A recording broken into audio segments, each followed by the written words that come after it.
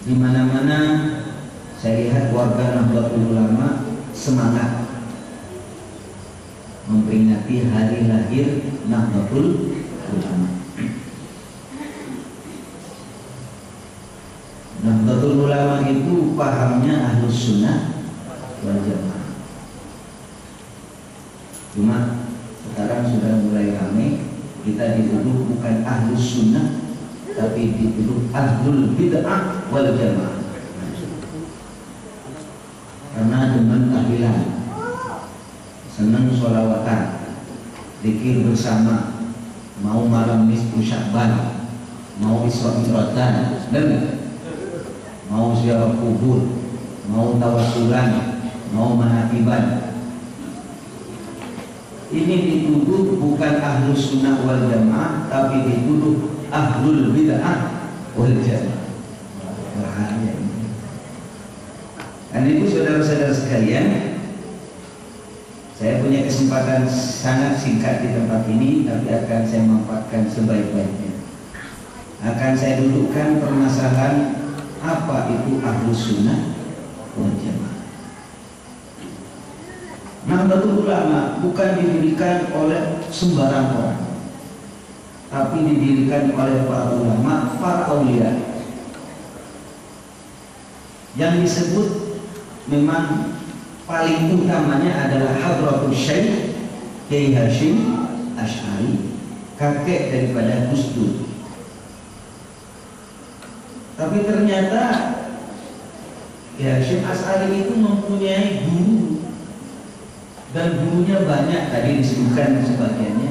Dan jangan sampai dilupakan, di antara yang memberi isyarat setelah beliau itu berikhtiar melakukan istikharah, karena ini sesuatu yang besar, beliau itu minta petunjuk kepada salah satu gurunya, namanya Kiai Khalil bin Abdul Latif Bangkalan. Pada waktu itu ulama se-Jawa risau, bukan hanya se-Jawa, seluruh Nusantara risau dengan masuknya paham-paham Wahabi, di mana paham ini mengatakan Quran hadis cukup, gak usah pakai ulama. Quran hadis cukup, gak usah pakai Imam Syafi'i. Quran hadis cukup, gak usah pakai madhab. Langsung Quran hadis, langsung Quran hadis. Maka pada saat itu banyak kegelisahan ulama, karena kalau dibiarkan ini, maka terjadi apa yang kita lihat hari ini. Banyak aliran-aliran menyimpang gara-gara umat Islam menafsirkan Quran dan hadis semuanya sendiri. Bahaya ini. Karena itu ulama berkumpul di Madura saat itu. Tapi Abdul Syekh Khalil bin Abdul Latif Bangkalan, sebelum ditemuin para tamu itu, para kiai itu sudah tahu. Nah, ini hebatnya NU itu. Kiai NU itu punya karomah. Yang menceritakan ini adalah Abdul Syekh Syamsul Arifin, salah satu pendiri Nahdlatul Ulama, dan baru kemarin mendapatkan gelar pahlawan dari pemerintah sekarang. Apa katanya ke Asad? Waktu itu saya masih mondok. Itu banyak kiai pada datang ke Bangkalan, risau dengan aliran-aliran ini. Kenapa mereka sudah mengharamkan nggak boleh zikir bersama, nggak boleh tawassulan, nggak boleh manakiban? Itu habis sholat zikiran bid'ah. Maulidan baca sholawat kayak begini bid'ah, masuk neraka ini. Sholawat nariyah bid'ah, masuk neraka ini. Sholawat badat bid'ah, masuk neraka ini. Lu neraka kafir.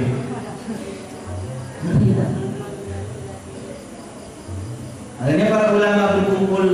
Sebelum bertemu dengan Kiai Khalil sudah tahu. Mantunya dipanggil.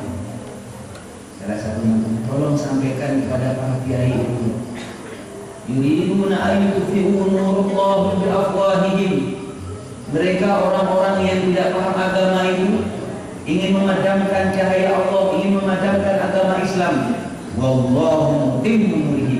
Allah yang akan menyempurnakan agama Islam. Jangan khawatir. Kalimat ini, Quran ini disampaikan kepada para kiai yang pada waktu itu kumpul. Barulah para kiai tenang hatinya. Insya Allah Islam Ahlus Sunnah wal Jamaah atau Islam ajaran Rasulullah yang murni ini insya Allah aman dan terus akan bertahan berjaya di Indonesia. Tenang. Jadi berproses, Pak. Hasyim Asy'ari mau mendirikan Nahdlatul Ulama awalnya bukan NU tapi Jamiyah Ulama. Akhirnya para jamaah sekalian, sebelum beliau mendirikan Nahdlatul Ulama, beliau soal, mohon petunjuk. Petunjuknya tidak langsung dijawab, tapi dijawab beberapa bulan bahkan beberapa tahun kemudian lewat seorang ulama yang kemudian menjadi ulama besar, namanya KS Syamsul Arifin. Sini Iya Kiai. Kamu namanya siapa? As'ad. Saya dengar kamu sudah lama mondok di sini. Iya Kiai. Tapi nggak bisa ngaji. Iya. Nggak bisa ngomong. Pak Azhar Kasih nggak bisa ngomong lo gitu. Bismillahirrahmanirrahim itu ngomongnya Bismillahirrahmanirrahim. Apa namanya? Cadel. Apa? Bebelak itu bahasa ini. Aslinya apa ini? Sudah mondok lama kok nggak bisa ngaji kan? Iya, kayak cadel. Pelak katanya. Sini mangap. Suruh mangap diludahin.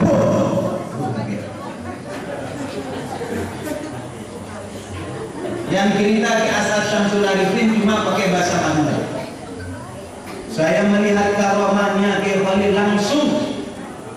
Tadi saya tidak bisa baca ro, ngomongnya lo. Saya tidak lancar baca Quran, langsung dengan barokah ludahnya beliau langsung bisa baca. Ini yang ada cuma di NU, Muhammadiyah nggak ada.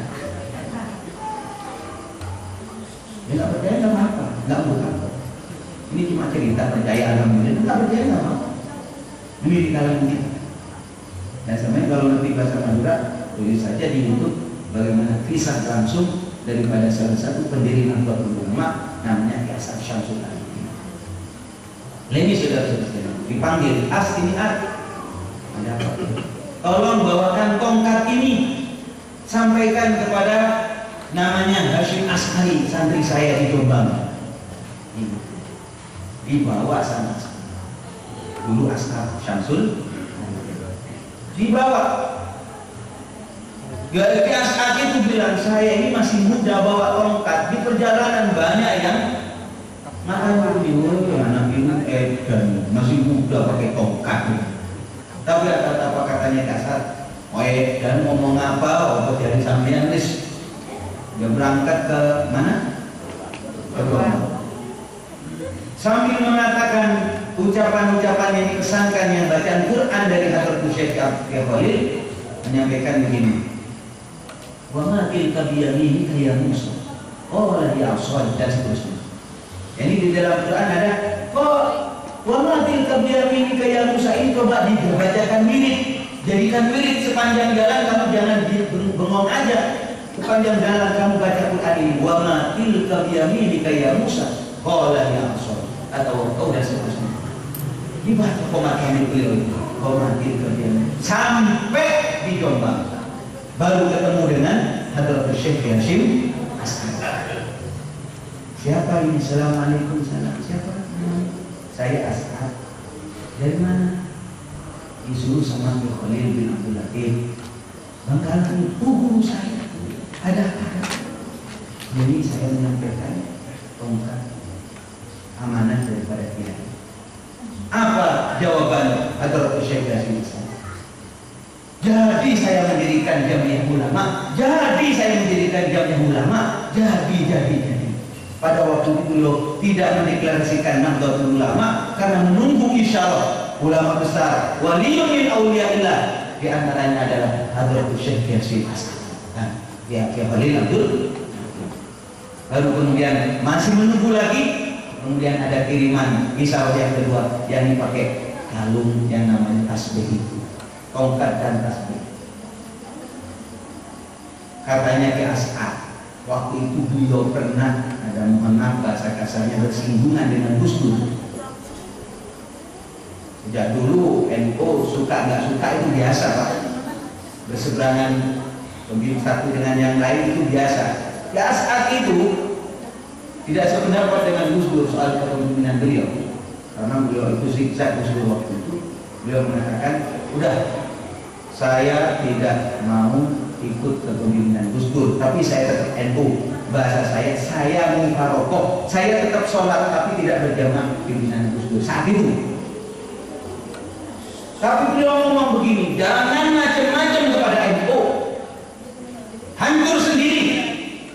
Gitu. Karena waktu Hadratus Syekh di As'as Syamsul Arifin membawa tasbih, ini cerita agak unik-unik saja ya, membawa tasbih ini sambil muter dia dibaca, ya Jabbar, ya Jabbar, ya Jabbar, ya Jabbar, ya Qahhar, ya Qahhar, ya Qahhar, ya Qahhar. Ini wiridan enggak sembarangan ini. Kalau bapak tentara sudah bawa pedil sambil baca ya Qahhar, ya Qahhar, oh, beres semuanya. Allahumma Muhammad. Sekelumit tentang bagaimana Nahdlatul Ulama berdiri, tidak seperti LSM sembarangan tinggal didirikan, dideklarasikan, tidak. Tapi menunggu petunjuk isyarat dari para ulama dan aulia. Ini diantara yang bisa saya sebutkan. Ulama yang lain banyak.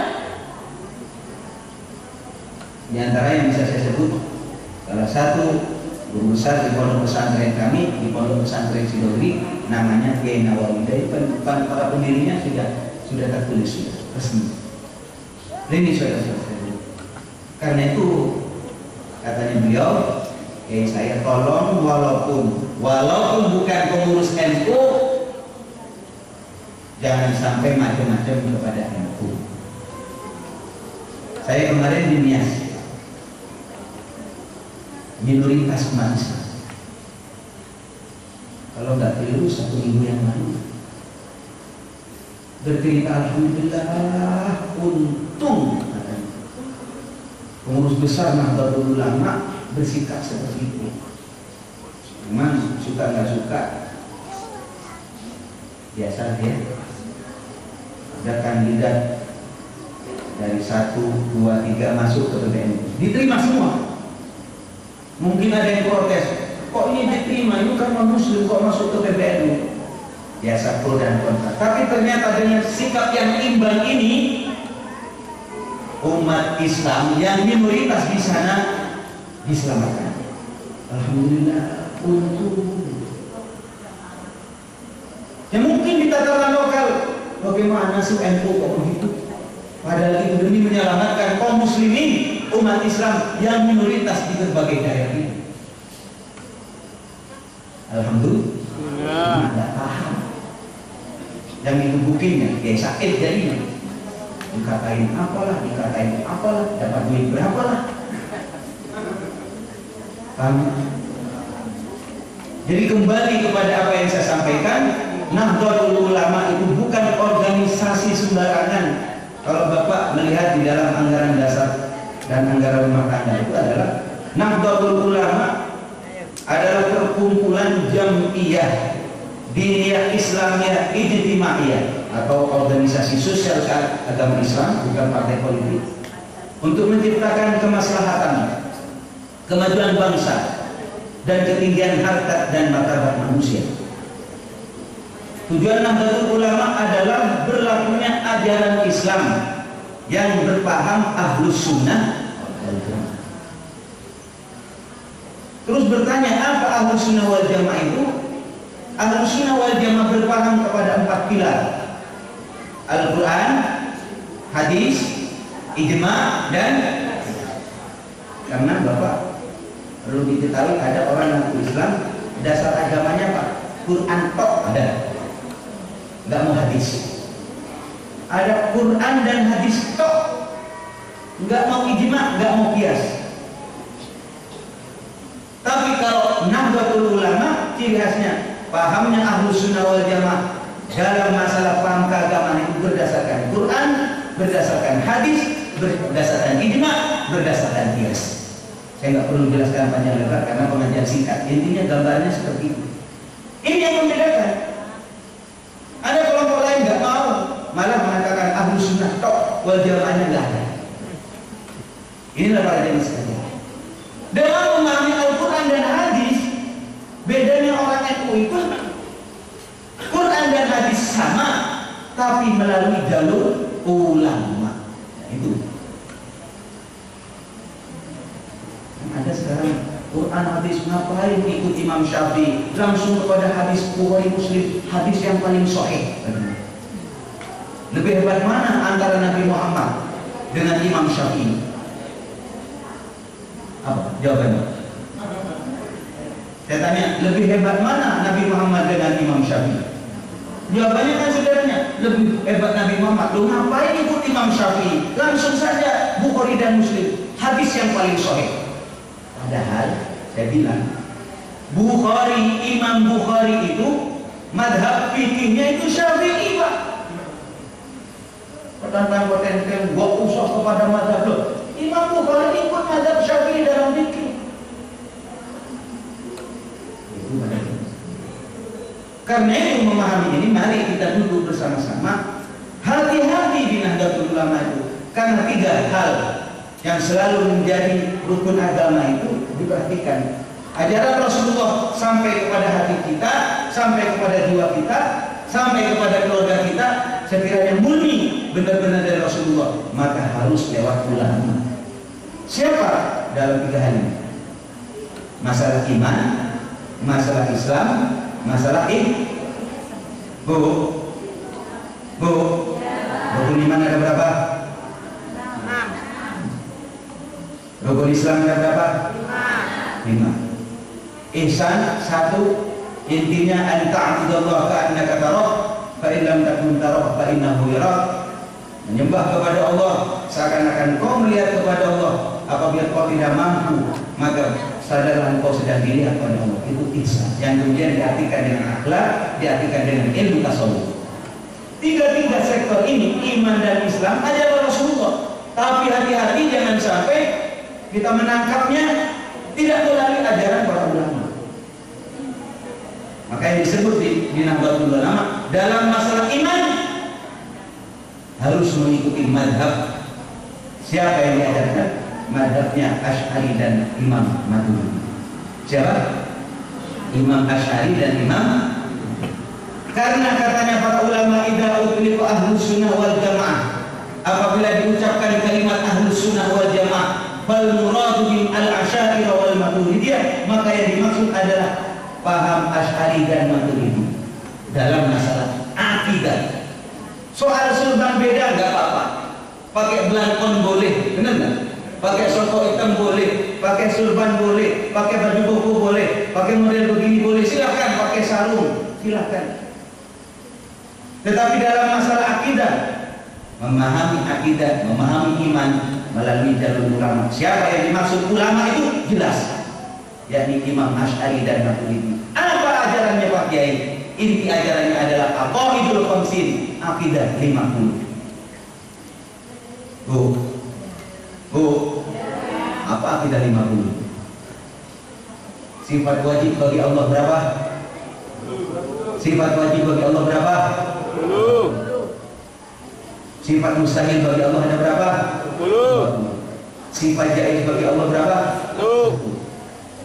20 tambah 20 tambah 1 41. Sifat wajib bagi para rasul berapa? 4. Sifat mustahil bagi para rasul 4. Sifat jaiz bagi para rasul 1 tambah 4 tambah 4 tambah 1 tambah 20 tambah 20 totalnya 50. Inilah yang dimaksud aqaidul khamsin yang termaktub, yang terangkum dalam kalimat la ilaha illallah Muhammadur. Nah, masalah ini jelas ini.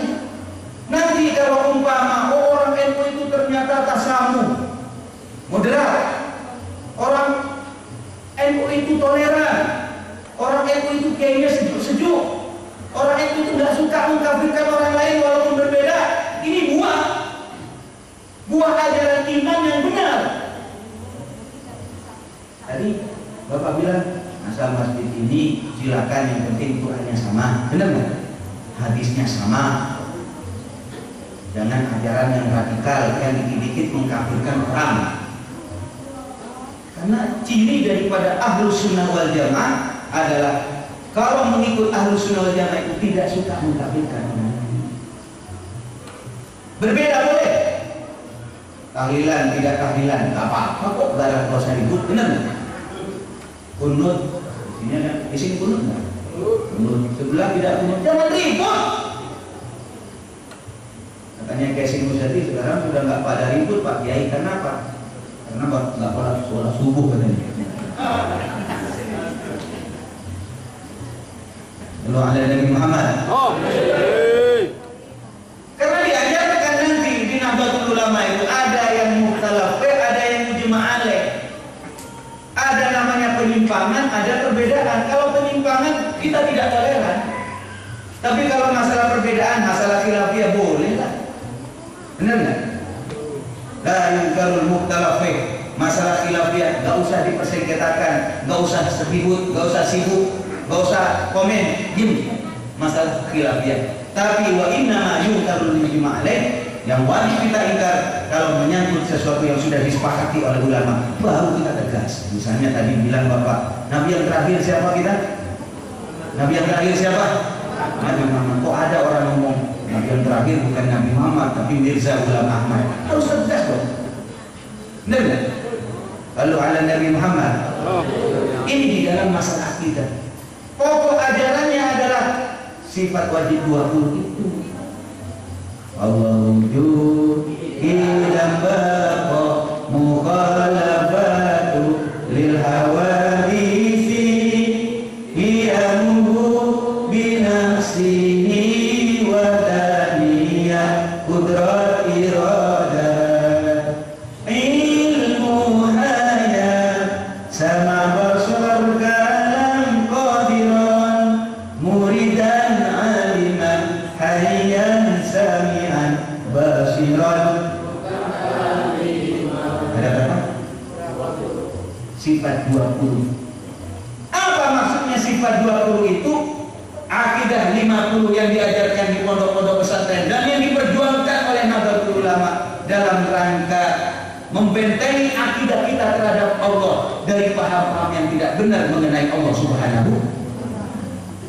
Misalnya ada orang mengatakan Allah itu ada di langit. Sekarang sudah mulai ada. Aina Allah, di mana Allah? Di sama, di langit. Salah itu. Kenapa kok salah?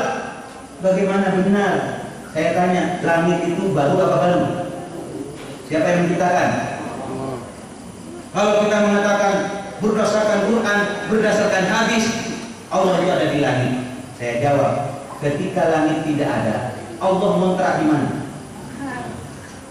Bahaya keyakinan ini. Ada yang ngomong Allah di aras. Aras juga makhluk diciptakan sama Allah. Ketika aras belum ada, Allah ada di mana?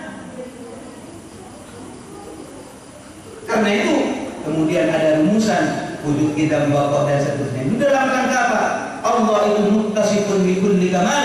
Allah itu bersifatan dengan segala kesempurnaan, wa munazzahun an kulli nuqsan, dan disucikan dari segala kekurangan. Itu Allah.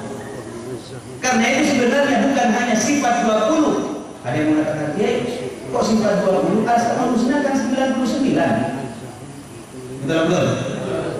Kok cuma 20? Malah wujud kita bapak itu nggak ada di asal manusia. War-Rahmanur Rahim, Al-Malikul Qudus, nggak ada wujud kita itu. Kayak kok jangan bikin kan? Saya jawab, Asmaul Husna itu adalah sifatul af'al, sifat pekerjaan Allah. Kalau wujud kita bapak itu namanya sifat dzat, sifat dzatnya Allah. Omongan saya ini direkam disaksikan oleh ribuan orang. Bapak mungkin segelintir orang, tapi saya sedang bertanggung jawab apa yang saya sampaikan di depan umat Islam, bukan hanya se-Indonesia, bahkan di Hong Kong, di Jepang. Itu saya perhatikan sudah ada yang berbilang. Ini saudara-saudara sekalian. Jadi dalam rangka itu membentengi Allah dari akidah yang tidak benar, dari paham yang tidak benar. Kalau ada yang mengatakan Allah punya anak, tidak. Allah itu mukhalafatuhu, Allah berbeda dengan makhluk. Kalau ada yang mengatakan Allah di langit, tidak. Allah itu qiyamuhu bina. Kalau ada yang mengatakan Allah itu tidak satu tapi dua, tapi tiga. Tidak. Allah itu wahdaniyah. Betul-betul? Betul. Itu maksudnya. Dan lagian membentengi ada Tuhan-Tuhan gabungan itu tidak bisa menjadi Tuhan. Sepanjang sejarah manusia banyak Tuhan-Tuhan gabungan itu. Mulai dari Namrud, Fir'aun, benar nggak? Fir'aun ngaku, ana rabbukumul a'la, aku adalah Tuhanmu yang paling tinggi, katanya Fir'aun. Bagi kita orang NU, nggak bisa nggak menjadi Tuhan. Dan saya ingin daftar jadi Tuhan, tunggu dulu. Kalau ingin daftar jadi Tuhan, isi formulirnya. Apa? Paling tidak 20 formulir isi. Yang pertama, wujud, isi. Kalau ingin jadi Tuhan harus wujud. Apa punya wujud? Ada. Saya kan sudah ada. Ada yang dimaksud ada bukan seperti ini. Adanya tidak ada permulaannya, tidak ada akhirnya. Tapi ya udahlah, nggak usah panjang kalam. Wujud ada. Entah kalau jadi Tuhan. Tunggu dulu. Syarat yang kedua kalau ingin jadi Tuhan harus kidam. Apa kidam? Dahulu tidak ada permulaannya. On, kamu lahir tanggal berapa on? Mundur di on ini. Kalau kita mengatakan matahari Tuhan, tidak bisa. Wujud, wujud. Kidam, tidak kidam, karena matahari bergerak. Sesuatu yang bergerak itu namanya hudus, sesuatu yang baru. Kalau sesuatu yang baru berarti ada yang menciptakan. Dia tidak pantas jadi Tuhan. Syaratnya menjadi Tuhan adalah harus kidam, harus kokoh, harus mukhalafatu lil hawadits. Tidak bisa matahari jadi Tuhan karena matahari sama dengan kita, butuh pada tempat. Saya butuh tempat, matahari juga butuh pada tempat. Sampai segitunya Pak rumusan yang dimaksud dengan para ulama, sehingga kemudian diperjuangkan di Nahdlatul Ulama dalam masalah akidah ikut mazhab Asy'ari dan ini bukan mazhab baru. Kalau ada yang mengatakan ini mazhab baru, bukan. Ini ajaran Rasulullah Shallallahu Alaihi Wasallam.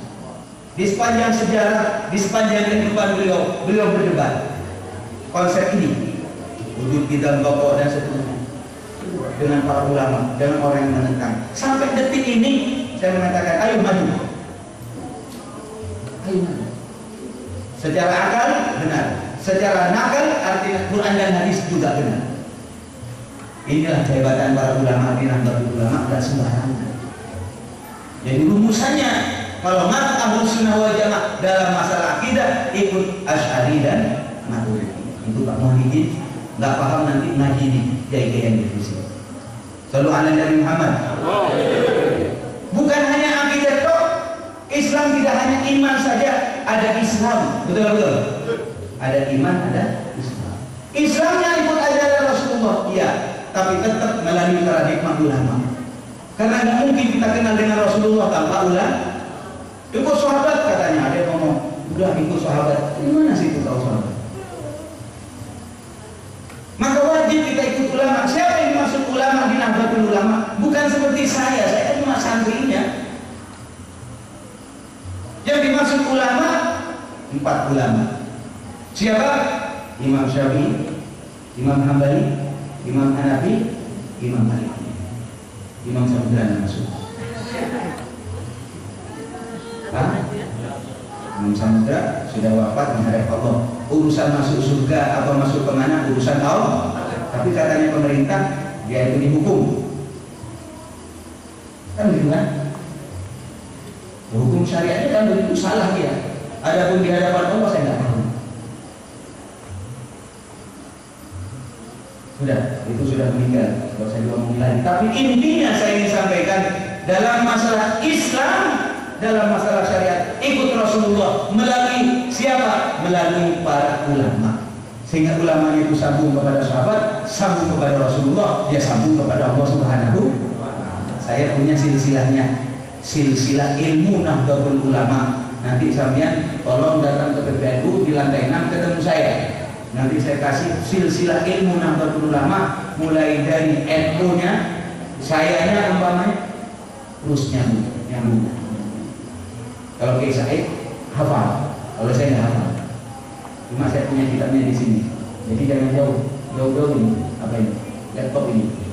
Yaitu al-ilmu fi sudur, ilmu di hati, ilmu di dada. Kalau kayak sekarang al-ilmu fil laptop. ilmunya di laptop. Kalau laptopnya mati, wassalamualaikum. Tapi mendingan daripada saya ngaco. Benar nggak? Ini adalah saudara-saudara. Jadi memahami syariat melalui paradigma ulama. Kalau sampean tahu di tradisi Nahdlatul Ulama ada namanya bahsul masail. Bahsul masail ini membahas satu masalah, misalnya bagaimana hukumnya kepiting. Ma huwa hukmu kepiting. Bagaimana hukumnya kepiting? Itu ada bahsul masail. Pada prinsipnya hewan yang hidup ada di dua alam itu haram. Misalnya kodok haram. Apakah kepiting itu bagian daripada makhluk seperti kodok, hidup di darat dan di laut? Maka saat itu para ulama di Nahdlatul Ulama mengadakan bahsul masail, karena para kiai nggak ngerti kepiting, dipanggillah profesor kepiting. Nah, dengar, dipaparkan sama profesor kepiting. Oh kiai, ternyata kepiting itu hidupnya hanya di laut. Dia bisa hidup di darat kalau dia itu mengambil air. Di sininya itu bawa air, ada tangki airnya. Jadi dia nggak bisa hidup di darat. Intinya kepiting hewan laut, bukan hewan laut dan darat, bukan. Oh kalau begitu ya hewan laut, kalau bukan laut ya tahu hukumnya. Kalau begitu kepiting halal. Ini bahsul masail, langsung Quran dan hadis diketawain sama kiai-kiai. Kenapa diketawain? Karena kalau kita menerjemah Quran sendiri tanpa melalui ilmu yang cukup, nanti salah-salah.